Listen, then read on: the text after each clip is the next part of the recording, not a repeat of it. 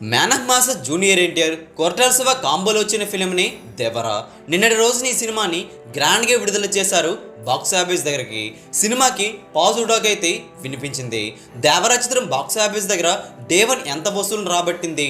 Super star Mahesh Guntur గారం చిత్రం day 1 box office దగ్గర బ్రహ్మాండంగా ఓపెన్ అయింది.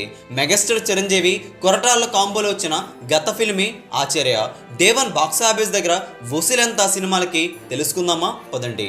సూపర్ స్టార్ మహేష్ గుంటూరు గారం చిత్రం ప్యాన్ ఇండియా ఫిల్మ్ కాకపోయినా సరే బ్రహ్మాండంగా వసూలునైతే అందుకుంది. డే 1 బాక్స్ ఆఫీస్ దగ్గర 2 తెలుగు రాష్ట్రాల్లో 52 కోట్ల 50 లక్షల వరకు గ్రాస్నైతే రాబట్టుకోవడం జరిగింది.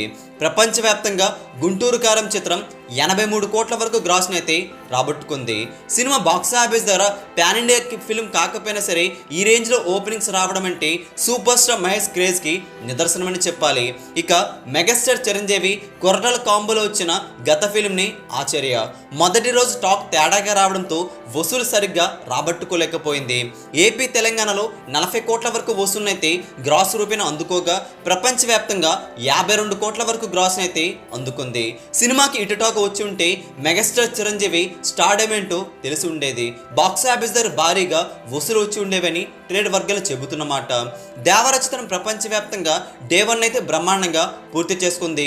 బుకింగ్స్ లెక్కలే వేరే లెవెల్లో ఉన్నాయి. దేవరా చిత్రం ప్రపంచవ్యాప్తంగా చూసుకుంటే తెలుగు రాష్ట్రాల్లో 70 కోట్ల వరకు గ్రాస్ అయితే దాటేసిందని బుకింగ్స్ ఆధారంగా ట్రేడ్ వర్గాలు చెబుతున్నాయి. ప్రపంచవ్యాప్తంగా 100 కోట్ల వరకు గ్రాస్ అయితే దాటేసి సినిమా ముందుకు పోయిందట. డే 1ని బ్రహ్మాండంగా పూర్తి చేసుకుంది. ఆల్మోస్ట్గా చెప్పాలంటే ఆచార్య కంటే డబుల్ నెంబర్ని అయితే పెట్టింది దేవరా. దేవరా చిత్రం హిందీలో కూడా గ్రోత్ అయితే నైట్ షోలకు సొంతం చేసుకుంటూ ఫ్యాన్స్కి ఆనందాన్ని నింపింది. దేవరా చిత్రం లాంగ్ రన్లో ఎంతవరకు వెళ్ళగలుగుతుందో చూడాలి.